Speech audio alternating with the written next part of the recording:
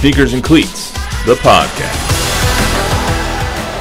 All right, let's get to the high school hype squad for this week. Let's get right to the TNL top 10 before we get into our TNL matchup. Piper is number one. They're 7-0, 4-0 in district. They are also Nick Rogers, the coach of the San Antonio Sports All-Star Game this year, so looking forward to that. We had the big announcement this past week. We had Media Day this past week. It's always great. I know it's kind of a marathon of interviews, but it's always great getting to know the players. And then especially up at Piper, they have some heavy hitters in Caden Keith and Isaiah Champagne. He's building a state power in a brand new school. It's pretty fun to watch. It is, absolutely. I mean, they're the 7th ranked team in the state right now at 5-1 or 5A D1. So they are really good. They're playing who are they playing? They're playing MacArthur on Saturday, so they should probably get to 8-0. They won't lose a game until they get to the playoffs, probably. So they've already played their toughest game. Smithson Valley's already behind them. So Alamo Heights is number 2 in our TNL top 10 poll. They are 8-0, 4-0 in district. They beat Vet Memorial 37-26 last year. They need to win, or last week, excuse me. They need to win to clinch at least a share of the district title this week. They are playing McCollum, so I expect them to probably do that. They have not lost a district game in over 4 years. So they're in a tougher district now, but tougher district. They had still, a cakewalk for a few years. Yeah, I mean, when you're playing nothing against Burbank and Brack and Highlands and Edison, but they're not on Alamo Heights level.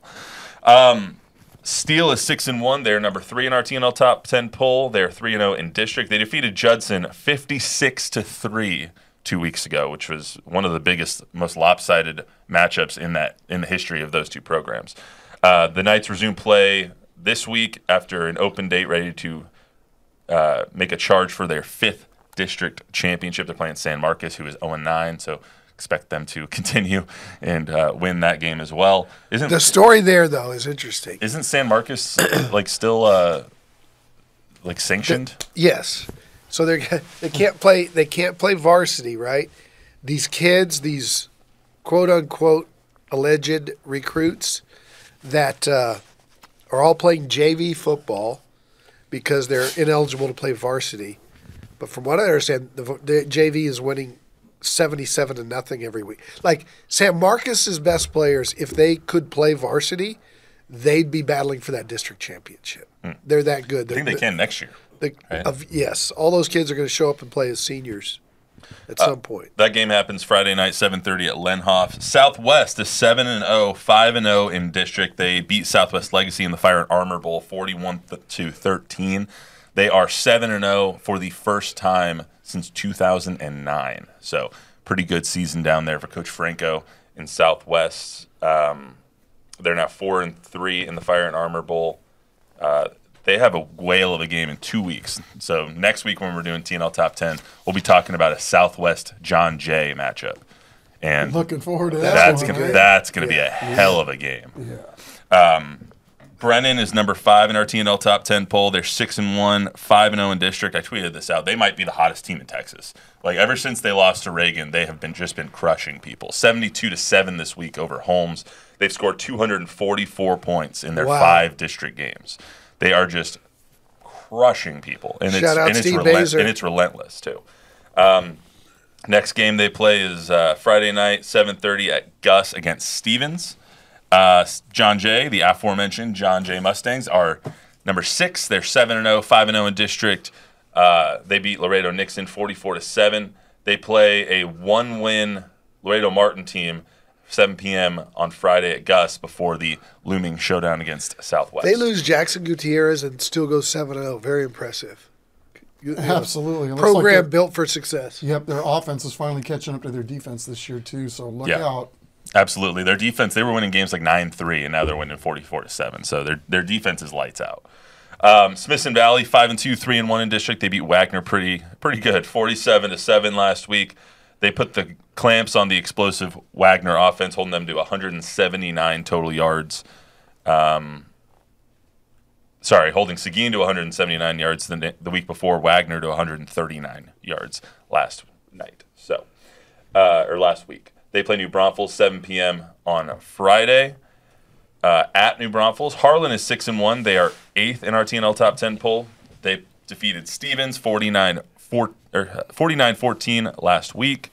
8 players were credited with a rush. 6 players credited with a catch in that one. They have weapons all over the place. It's not just Peyton Matthews. So Harlan's a damn good team. Once again. Sotomayor, I want to talk about Soto here for a second. They're making the playoffs for the first time in program history. 3rd year varsity, already making the playoffs. What can you guys say about Juan Morales' squad? He does it, not surprised. He does it everywhere he goes. Yeah, no question. And then, again, what a statement win over Taft, right? I mean, we saw how good Taft was with their own 2 eyes, and they took it to him. Yeah, absolutely. I mean, Juan Morales is one of my favorite people. Yep, he's just such a nice guy, and he's a hell of a football coach too. Sure. So, Yes, he is. 6-2 in their 3rd year, 5-1 in district. They've won 5 straight games since opening against Brennan. In 2 weeks, I think 2 or 3 weeks to close the season. 2 weeks to close the season, they play Harlan to close their year out. So that'll be a really good matchup, especially. And then they get a bye before the playoffs, so that'll help them out a lot. And then Johnson, after losing their opening game, 6-0 since then, 4-0 in district. Beat Reagan 2 weeks ago in the Stone Oak Super Bowl. Beat Madison. Stone Oak Super Bowl. What, you guys never heard that? Me neither. That's good. Nice. They beat Reagan a couple weeks ago in the Stone Oak Super Bowl. They beat Madison this past week. Lauren Bubba Johnson is a really, really cool kid. I was talking to him did one of his interviews at Media Day, and he's going to be really fun to watch, especially in the All-Star game too. The fact that we knew they would have a good team this year, but the fact that they were able to put this season together like they have with after their losing Ty. Star quarterback leaving. I mean, hats off to everybody over there at Johnson. Yeah, I mean they should win this week. They play Lee Saturday at 2 p.m. over at Comalander. So let's get to our TNL matchup of the week real quick. New Braunfels Canyon versus Judson. On paper, you would think, or just by name value, you'd think Judson's going to win this game, but Judson has had some of the worst luck ever this year. They've lost most of their games by 1 score. New Braunfels Canyon, on the other hand, has a new head coach in Sean McAuliffe, who has a lot of ties to Judson. Chuck, can you tell me a little bit about that? Yeah, he was a player at Judson, coached there obviously, left for a couple of years, went out of the city, but he's back, glad to be back. Most of his wife's family is from the Bernie area, so I think that played a part in him wanting to come back. But yeah, he went to Cyprus, right?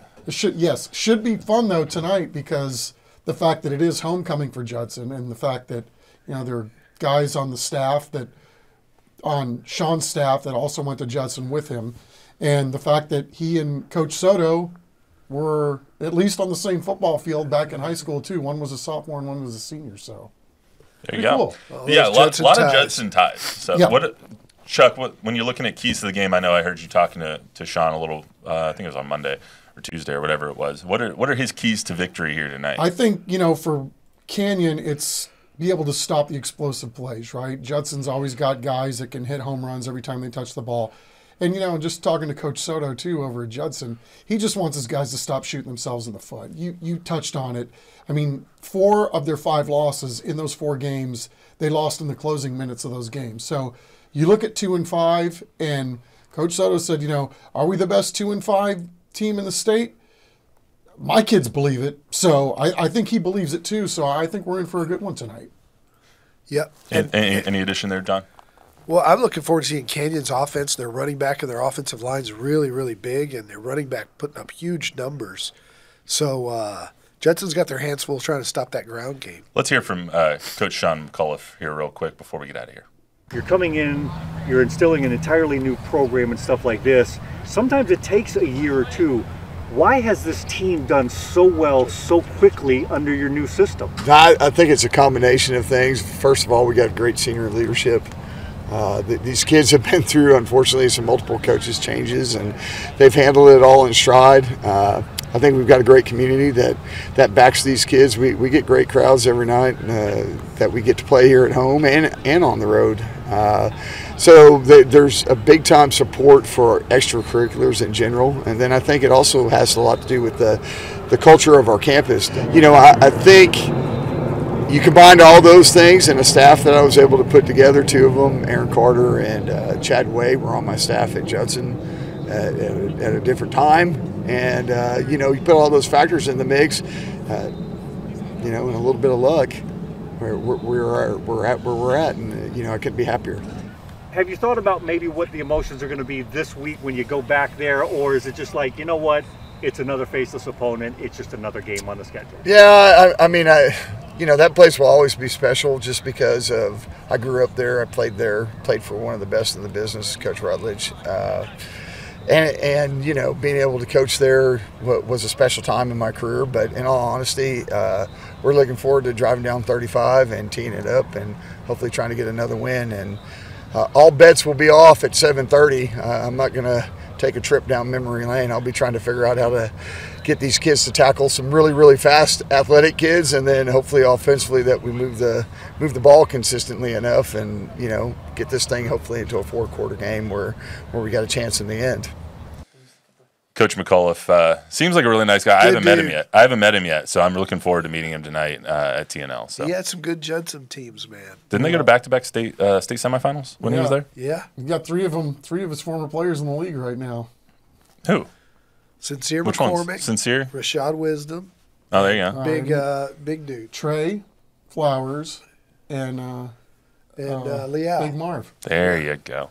All right. Well, that's going to be a really fun matchup tonight. Looking forward to TNL as we always are. Remember to tune in tonight, CW35 or CWSA. Yeah. Now that we've rebranded. CWSA tonight at 7 o'clock. 7 o'clock. So don't watch the Spurs. You don't need to watch the Spurs. You can Spurs? you can watch us instead. Yeah, I'll watch the first quarter and then flip over. Anyway, that's all we got for you tonight on the Sneakers Cleats podcast. Remember to download, rate, review, subscribe, give us a 5-star rating, tell a friend, tell an enemy. We'll be right back here on Monday. More Spurs coverage. And real quick on the way out, guys, Cowboys win this weekend against the Niners or no? Yes. No. No. All right. I don't think so either, but we'll see. See you right back here on Monday, everybody.